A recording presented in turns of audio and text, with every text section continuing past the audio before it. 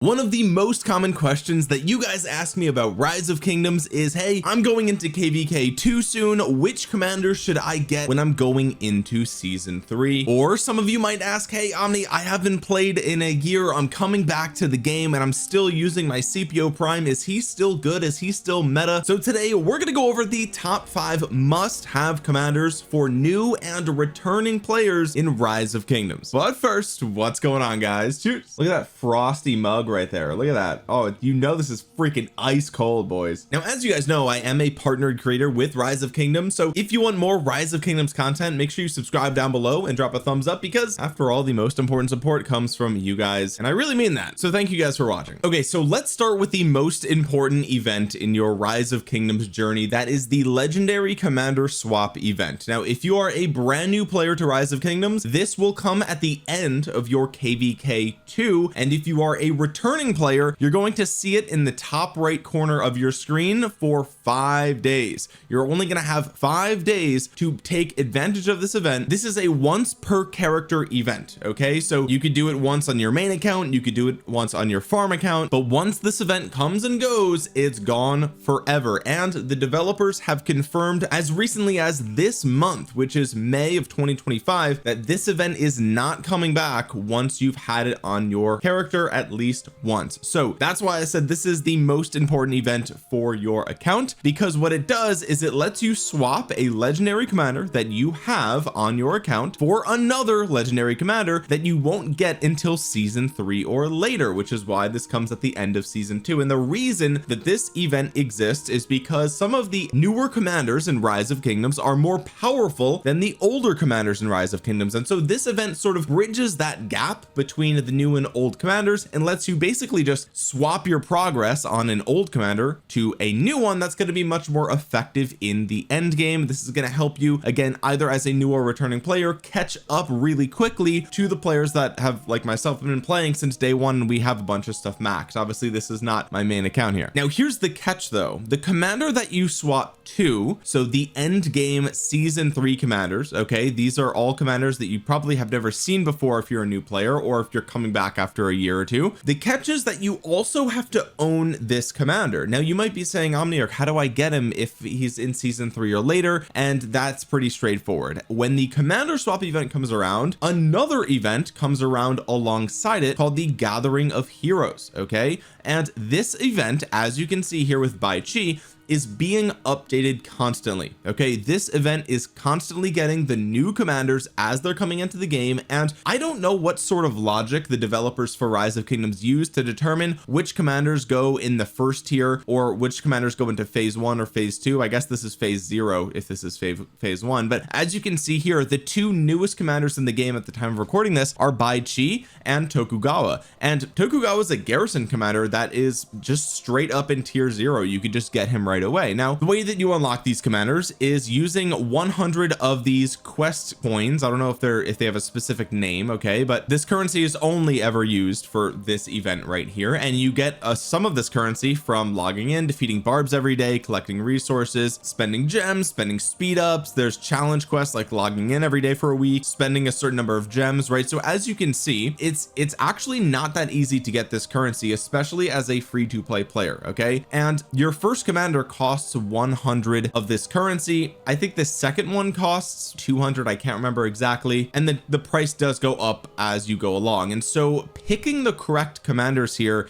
is very, very important. Okay, as it says here, the more commanders you recruit through the event, the more points required to recruit another commander. But here's the catch: some of the commanders you can only unlock if you've recruited a certain number of commanders, right? So Liu Che is one of the best commanders in the game right now for infantry players. Okay, he's really just one of the best commanders in the game, period. But you can't just come in here as a new player and just get him right away. You have to at least recruit 2 more commanders before you do that, which means you're kind of stuck with this tier 0 set of commanders, at least until you recruit enough of them to move on to phase 1. Okay, now the good news is that basically all of the best open field PvP commanders in the entire game show up in phase 0 or phase 1. Phase 2 is very hard to get to, and in fact really CPO Prime's the only really noteworthy phase 2 commander the rest are rally or garrison commanders, which most players are not going to look forward to. So okay,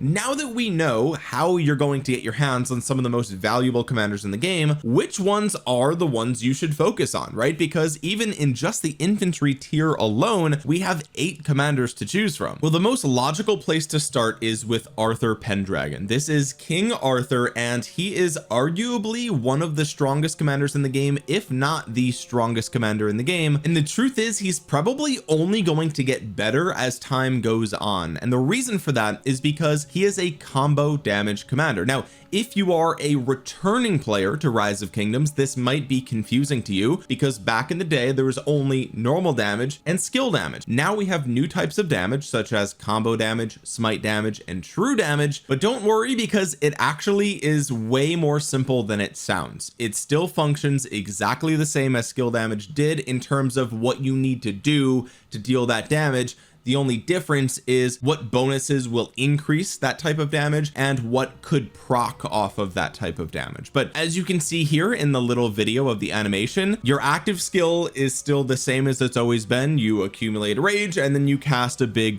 damage dealing, you know, AoE or single target or whatever. That hasn't changed. Okay, so if you haven't played in 3 years, don't worry, the combat is still functioning the same. There's just new terms for new types of damage. We're not going to get into that right now. It's not really that relevant, but the point is that King Arthur is both a skill damage commander and a combo damage commander, depending on if he's primary or secondary, and this makes him versatile with so many different commanders in the game. And one thing that will look familiar if you're a returning player is his direct damage factor of 2,800 to 3 targets. That's right, this is a 3 target 2,800 damage factor AoE on the active skill for 1,000 rage requirement. You might be saying, wow, Omniarch, I remember back when Edward of Woodstock had an increased rage requirement to deal 2,500 to a single target, and that's true. The game has changed quite a bit since then, but the point is, whether he's a skill damage or combo damage commander, he has a 2,800 damage factor active skill. He also gives you 30% attack, 20% march speed, 20% health,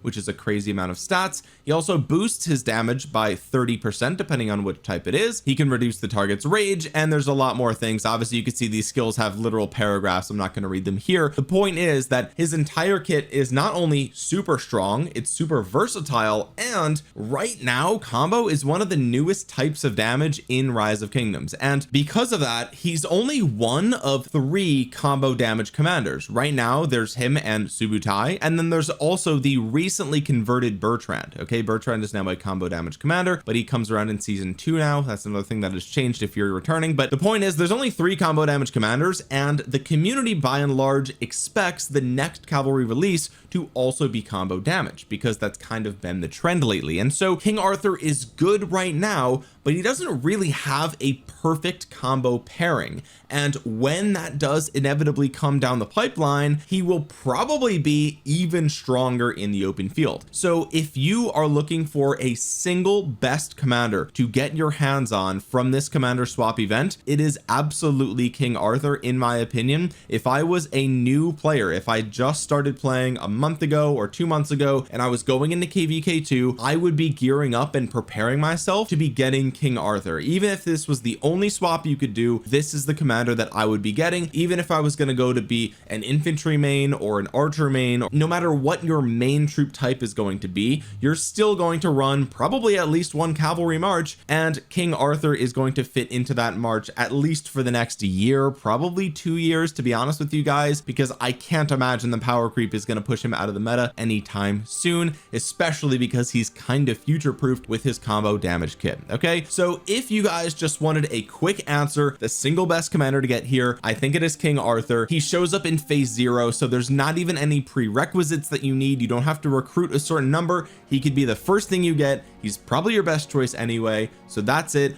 Open and shut case. If you don't care about the rest of this video, then thank you guys so much for watching. Drop a thumbs up before you leave. But if you want to know the rest of the commanders that you need to get, these are must-have commanders for new players. Okay, ranks 2 through 5 are not going to be in any particular order, because first of all, you're only going to be able to get 2 of these anyway, so which one do you pick is going to be up to you. Second of all, some of them have the recruit 2 more commanders as a prerequisite. Some of you may not be able to accomplish that if you're a free-to-play player or low spender, so some of these commanders commanders might be off limits to you anyway, so there's no point in me saying, oh, number 2 is Liu Che if you can't even get him, right? So there's that. And reason number 3, I'm also less confident in my order from rank 2 to 5. Okay, rank 1 was easy to pick, it's King Arthur. Ranks 2 through 5 are up for debate. So with all that being said, the next commander we're going to talk about is actually Philip, right? And here's the thing about Philip right now is so versatile as a leadership commander. Okay, one of the cool things about Philip being a leadership commander is that he can basically be a secondary commander to anybody out on the open field and provide some amount of value to them. He'll give them a decent amount of stats, a decent amount of march speed, a relatively short buff on the active skill, but it's still nice, 30% all damage if it's a single troop type, and he has an instant proc AoE of 800 damage factor with a rage reduction and a chance to proc extra skills. Okay, this is his Virginia son. Okay, I know I'm pronouncing that wrong, but I love the fact that it says Virginia, so we're going to talk a little bit more about Philip's Virginia today. All right, anyway, a lot of players right now think Philip is one of the best commanders of the game, like literally S tier. He is literally on like the Mount Rushmore currently of the meta, right? And I think that's a little bit hyperbolic. I think a lot of people feel that way because he's so versatile, because you can put him in so many different places, and because the instant proc meta is still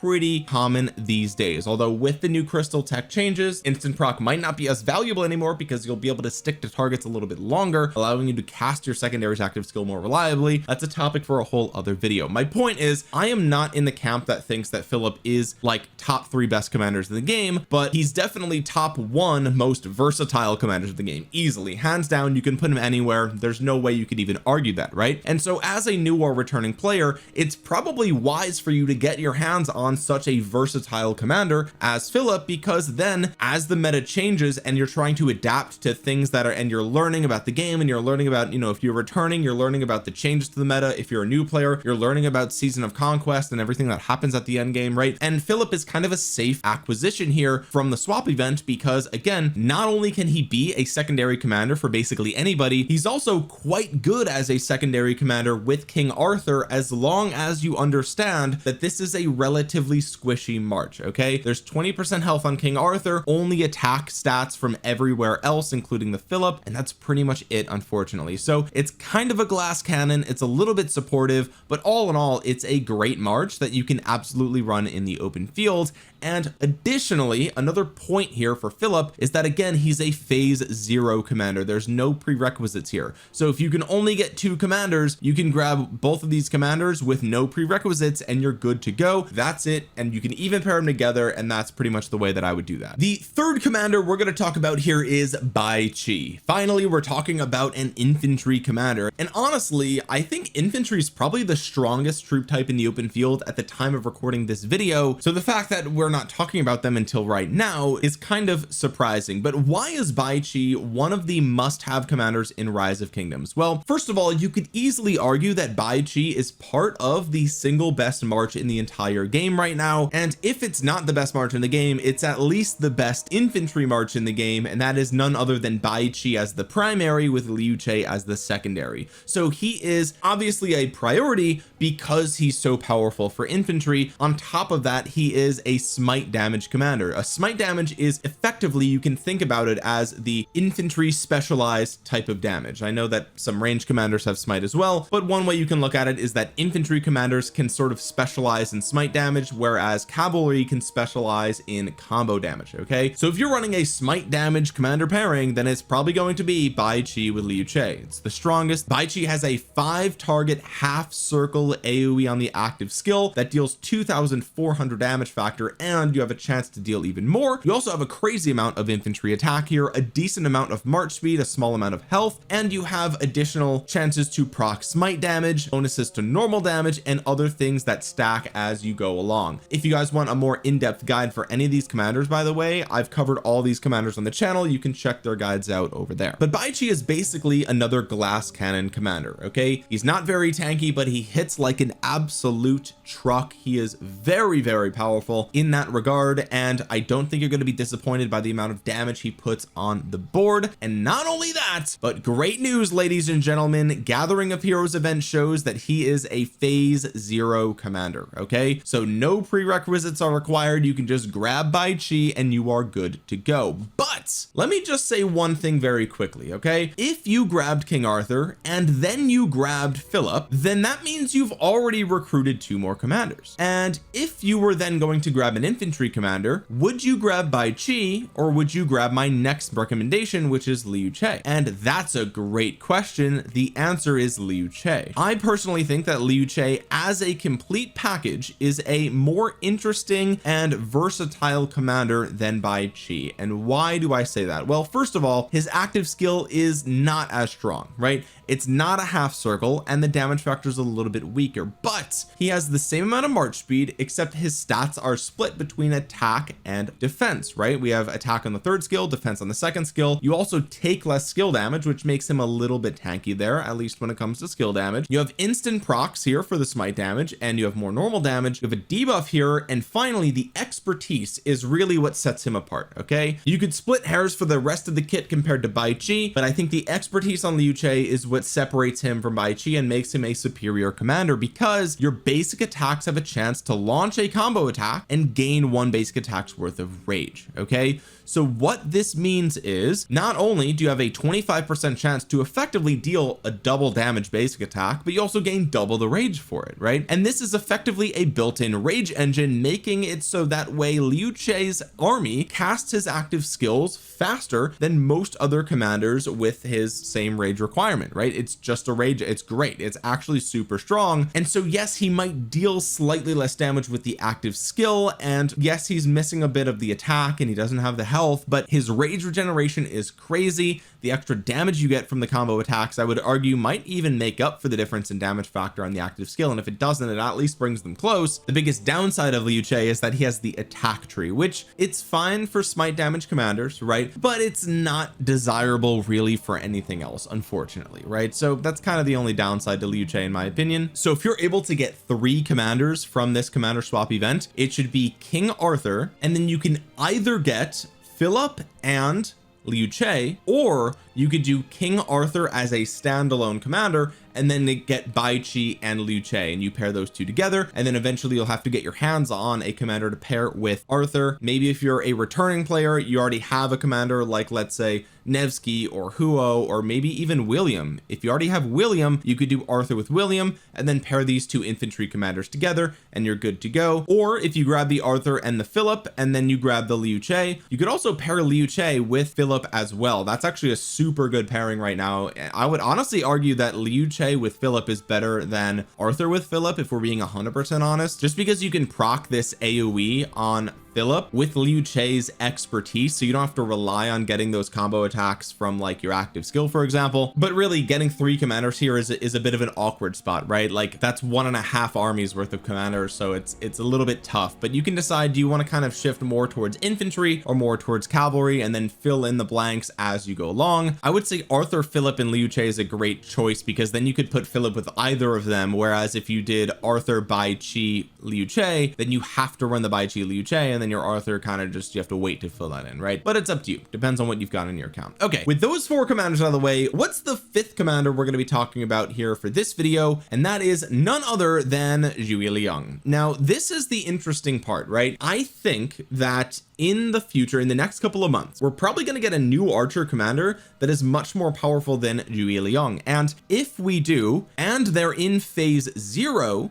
then that's the commander you should get instead of Zhuge Liang. And in fact, that commander might even go above other recommendations, but it's hard to predict the future. However, since that is hypothetical and we don't know when that's coming or what the details are, we're stuck with what we have in the game right now, and that is Zhuge Liang, who is a phase 1 commander. So unfortunately, you are not going to be able to get the best archer in the game unless you recruit at least 2 more commanders, which is why this is the last commander we're talking about in this video, not only because he's the hardest to get. I mean, he's just as hard as Liu Che, but he's also, I wouldn't say he's the worst commander here, but he's certainly the one that is going to be the hardest to use out of the box, and that's just because archers are in a tough spot right now. But before we go into that, let's talk about why Zhuge Liang is one of the must-have commanders for new and returning players. That's the whole point of this video, and that's because he's the strongest archer commander in the game if we're going to pick just one. Okay, he has a 5-target circular AoE. Okay, as you can see here by the little animation video, the circular AoE historically is the best shape of AoE pattern, and that's because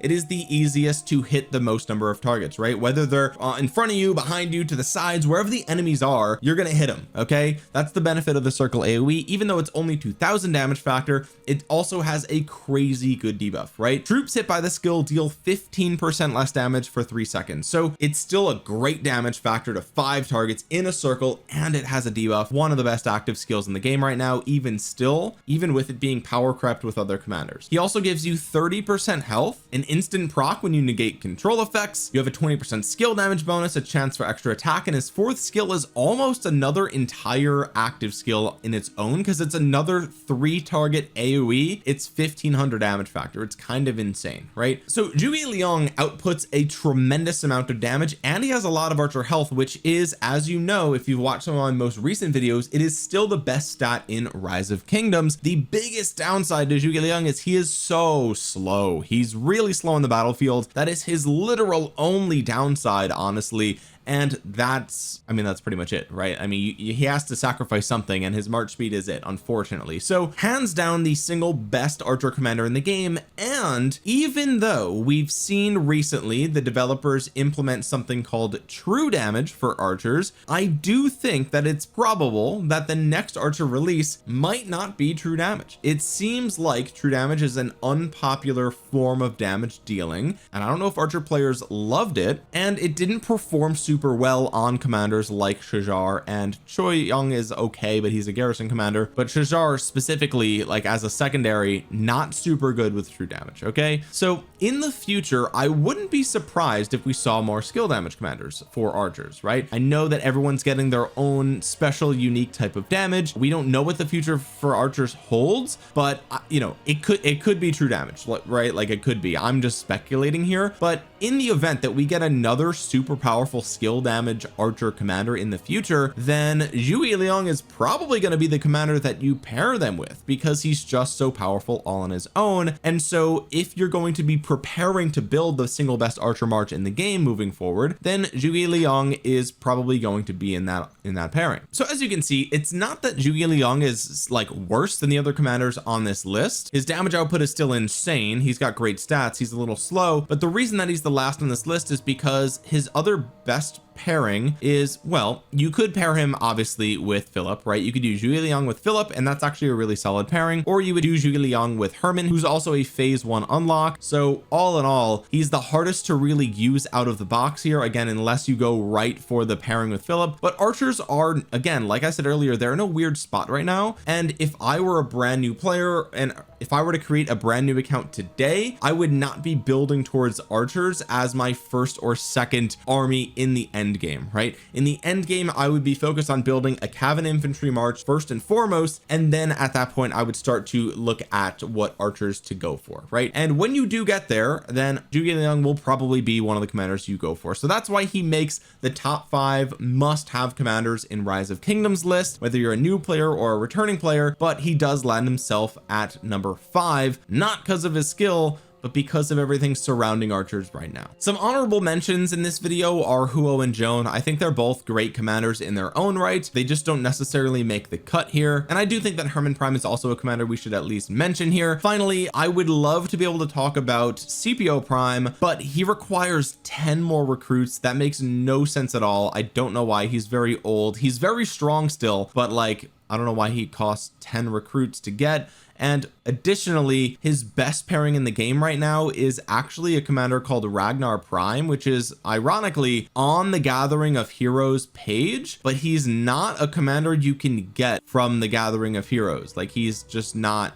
here. So I don't know what, maybe that's an error by the developers or something like that, or maybe they accidentally put Peril here. I don't know what's going on there, but Ragnar Prime is the best commander pairing right now for your Scipio Prime, and I can't recommend him, one, because none of you watching are probably going to recruit 10, maybe the Giga Whales, and two, like, who are you going to pair him with if you can't get Ragnar Prime out of the gate, right? Obviously you can get Ragnar Prime in other ways, such as from the legendary chest in the tavern, right? You can get him from here. You can also, I think, get him from daily special offer as well. So there are other ways to get him, and then you can spend your universal sculptures on him. But yeah, that's pretty much going to do it for today's video. So hopefully this video helps some of you guys and helps clear up some of your questions. Again, that is easily one of the most asked questions that I get right now, is what commander should I get after KVK 2 is over, or what commander should I get if I'm returning to Rise of Kingdoms? Hopefully this video helps you, and if it did, make sure you drop a thumbs up on it. I don't just say that, it really does help out the channel. The engagement tells YouTube to push this into the algorithm, and maybe other Rise of Kingdoms players might see it. While you're down there, make sure you subscribe to the channel and click the bell to be notified the next time I upload a Rise of Kingdoms video, and comment down below what you think about my top 5 must-have commander list. I would love to hear from you down below. And with that being said, guys, thank you so much for watching. This has been Omniarch. I will talk to you guys again soon. Peace.